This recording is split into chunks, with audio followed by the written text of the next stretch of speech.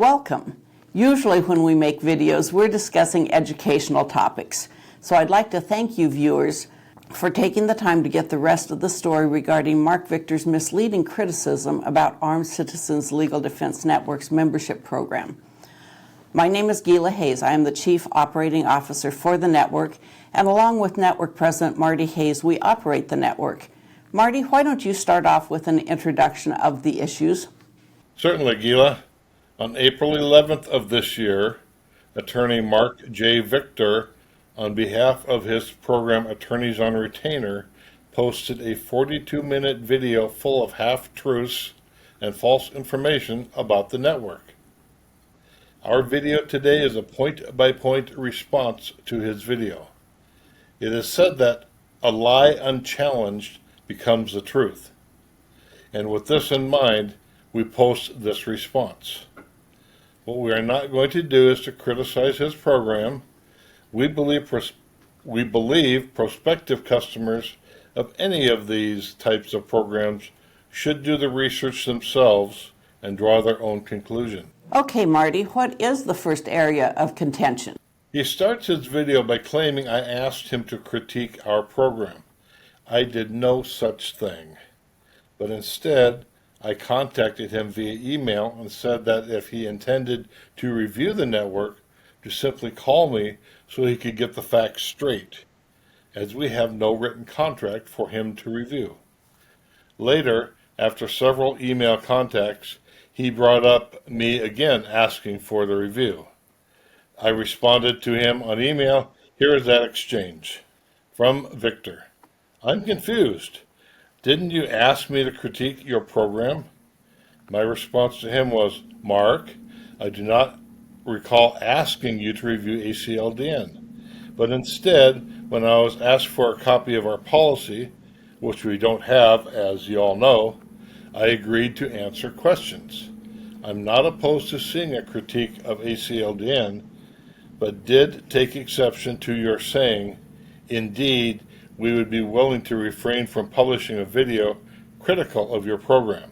His reference to discussing a negative critique was from an email he sent to me dated December 8th, 2023, when he and I were discussing the concept of the network and Attorneys on Retainer working together for the benefits of his clients and our members. He said, we would like to work together. Indeed, we would be willing to refrain from publishing a video critical of your program. The above email exchanges occurred in December 2023, 4 months before he posted his video about us. Also know that this is not such a big deal, but it sets the tone for the rest of my response to him. Okay, Marty, what do you think about his discussion of the fact that we have no written contract? Well, first, he muddies the water by quoting the Washington statute codifying the statute of frauds, which says you must have a written contract if the contract goes over 1 year. Given the fact that network members can cancel at any time, this does not apply. Then, he quotes from a Washington appellate court ruling where the Washington Court of Appeals found we were forming contracts with our members. A dispute, though, was whether or not our benefits consisted of insurance, and one of the elements of insurance is a contract to indemnify. What about Mr. Victor's issue with us not helping criminals? He is right that we reserve the right not to assist a member after any situation. Our reasoning is that if we promise to assist a member, then we would be offering insurance, which we are not. And to clarify, Victor's own program may deny free legal assistance if they deem you are not acting in true self-defense, but they still will represent you if they pay them more. To clarify, I am not interested in helping criminals avoid the consequences for their criminal actions. Instead, I formed the network for honest, law-abiding citizens who are lawfully defending themselves, but then were wrongfully prosecuted. To make sure of this, we must include this provision in our member benefits. But understand this. If we were not fulfilling our promises to members by not supplying money for representations, it would quickly be all over the internet. After 15 years of business, with over 22,000 members, we have never received a Better Business Bureau complaint from a member, never been sued, never had someone leave a negative Yelp review, etc. And we keep growing. He also seems to overlook the fact that we spell out what we agree to do on our website. Gila, would you read this for the viewers? Sure. We have a web page titled, Why Should I Be a Member of Armed Citizens Legal Defense Network, that includes, amongst other details, the following description of our assistance to members. A fee deposit paid to the member's attorney after the member has been involved in a self-defense incident. This is a membership benefit. The member is not asked to repay it. The fee deposit gets the legal defense immediately underway with representation during questioning and arranging for an independent investigation of the incident. If requested by the member or their representative, a network official will respond to the location to assist the member in obtaining those services. Benefit is applicable to any justifiable use of force, whether firearms related or by any other legal means of defense. The network will work with the member to arrange for bail after the member has used force in legitimate self-defense. The member and his or her attorney must provide facts of the case to show that their use of force was a legitimate case of self-defense. The member's attorney is responsible for providing those details to the network prior to disbursement of monies to a bail agent. Network members also have access to additional funding from the network's Legal Defense Fund for legal expenses of defending against unmeritorious prosecution or civil lawsuit after a self-defense incident occurring during their period of membership. The network's Legal Defense Fund cannot be used for defense of use of force undertaken by law enforcement or security officers, bail bondsmen, process servers, repossessors, private investigators, and those providing executive protection in performance of their jobs. The network is proud to assist off-duty members from these and related professions after self-defense incidents that are not related to their professional duties. What next is there to discuss? Mr. Victor spends a lot of time disparaging our unwillingness to assist after what he calls bad shoots, and criticizing our need to find out some facts of the incident in order to make sure the incident was self-defense. Can you tell us about what members need to tell you upon calling for assistance? Of course. The reason discussing the incident with me is discoverable in court is as an exception to the hearsay rule under the exception of statements against interest. That means that if you tell someone anything that can be construed as being against your self-interest, then your statement could be used against you. So what am I going to ask when you call? I will ask if you were asking in self-defense. I will ask if you have called the police. And if you say no, I will tell you to call the police and then call me back. I will also tell you to explain to the police what the defense was doing that caused you to fear for your life. I will ask if you have an attorney to call, and if not, offer to help find one from our over 500 member list of affiliated attorneys. The point is, none of the above answers to my questions are statements against interest. And if I have to testify to what you told me, it would be something like, I don't remember the exact words, but he told me he was attacked by the deceased and that he had to defend himself. Not exactly damning testimony. So I'm not worried about what you tell me being used against you in court. Now, at that point, I will get busy and find an attorney from our list that is available to immediately assist. What you need is not a voice on the phone to give you legal advice.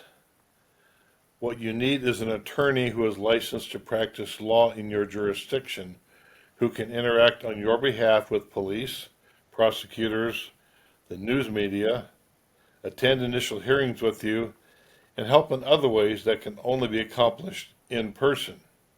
If there is no attorney locally to take this work, I will head to the airport and take the first flight out to help you find one. That's called our Boots on the Ground program. Can you discuss the amount of funding we might pay for a member's representation after self-defense? Sure. Victor makes it look like we're wanting to decline assistance and that we will not pay very much. The truth of the matter is that in over 15 years, no network member has ever gone to court for defending themselves, a record I hope stays in place for a long time. In all the cases with which we have assisted, we have paid the entire legal costs, most of them being for initial consultation and representation. You see, we don't want to wait for a person to get arrested and charged before we spring into action, but instead get them representation immediately so they are not arrested and charged. Regarding declining assistance, one was when a member broke into his estranged wife's home and confronted his wife and her new boyfriend who were in bed. Another was when a member tried to light the sewer system on fire by pouring gasoline into the sewer and striking a match. A third was when a member came home, found the neighbor's dog in his yard, made it into the safety of his house, but then went back outside with a gun and fired a shot to scare the dog away. None of these were self-defense, thus we did not provide assistance. But we have had calls from members who shot or shot at attacking dogs. And while sometimes the attorney declined to charge for the consultation with the member, we have also paid for a consultation so that the member knew what to expect if the police came to question him. Right, the $400 fee that Victor seemed so concerned about was paid to a Philadelphia attorney who one of our members consulted with after he shot a dog who was attacking his dog. Now, being in Philadelphia, I told them I wanted him to get lawyered up in case the police did find him and want to question him. He could immediately call that attorney. And frankly, that attorney was one of the big shots in Philadelphia law, a former federal prosecutor. Mr. Victor discussed our network-affiliated attorneys, and he seemed bothered that we had not endorsed the attorneys on the list. Well, Mr. Victor should be familiar with this aspect of the network because he was once a network-affiliated attorney before he started his retainer service, after which we withdrew his free attorney membership. You see, we had a complaint from a member who called his attorney for Freedom Law Firm to get to know him, so if he ever needed an attorney after self-defense, he could call him, as we recommend our members do. Our member told us that he was told by Victor that he would have to sign up for Victor's retainer program. I remember speaking with the member who was really put off by what had happened to him, and I think that the member and I spoke several times because it left him all a little confused. And speaking of confusion, Mr. Victor, after mocking our affiliations with attorneys, then goes on to seem confused and makes a big deal that we offer no guaranteed amount designated to pay the attorney or bail bond agent on behalf of a member. Marty, can you tell us why we don't have arbitrary limits?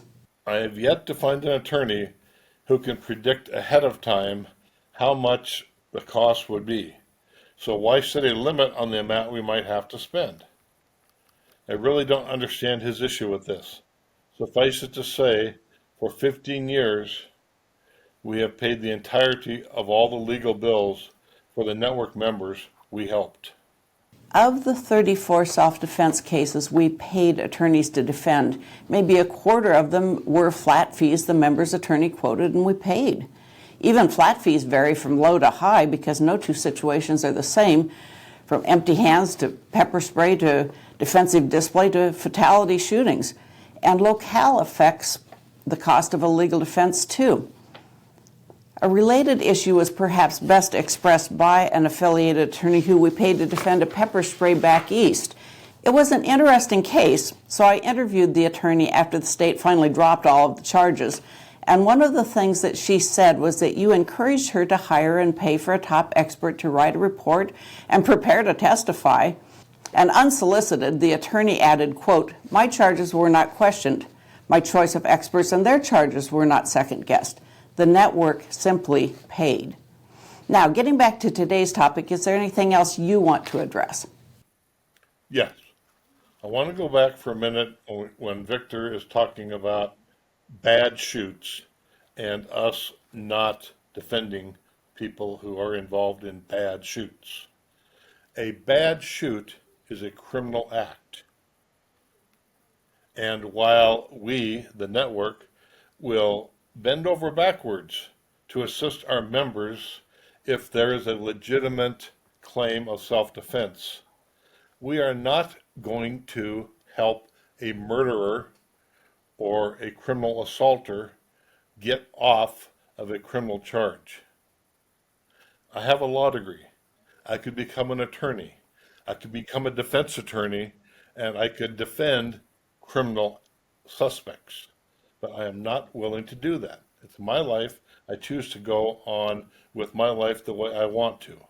And that is helping honest, law-abiding citizens protect themselves against unmeritorious prosecutions or civil lawsuits. Anything else? Yeah, a couple more things, and then we'll be done. First off, the viewers can see that I have chosen not to criticize Victor's program.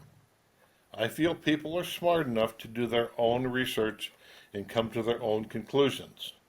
If Victor had been factual in his review of the network, I wouldn't have to do this video. But as I said earlier, a lie unchallenged becomes the truth. There's also one more thing I have to say. I would like to thank the 22,200 members of the network who did not cancel their membership after Victor's diatribe. For the 2 or 3 members who did cancel, no hard feelings, friends. When you get tired of paying $420 a year, feel free to come back and renew our $105 renewal rate. There's so much more we could unpack here, and you just mentioned the most important thing, and that is the need for each of us as individuals to study and draw our own conclusions, not just accept as gospel what we see on YouTube. To that end, we'll add some links to the show notes, and viewers who want to read more and draw conclusions can do so. We make a tremendous amount of material publicly available on our website at armedcitizensnetwork.org. Viewers, thank you for your interest. I hope you'll browse back to this channel and view our normal educational videos on topics affecting gun owners and legal self-defense.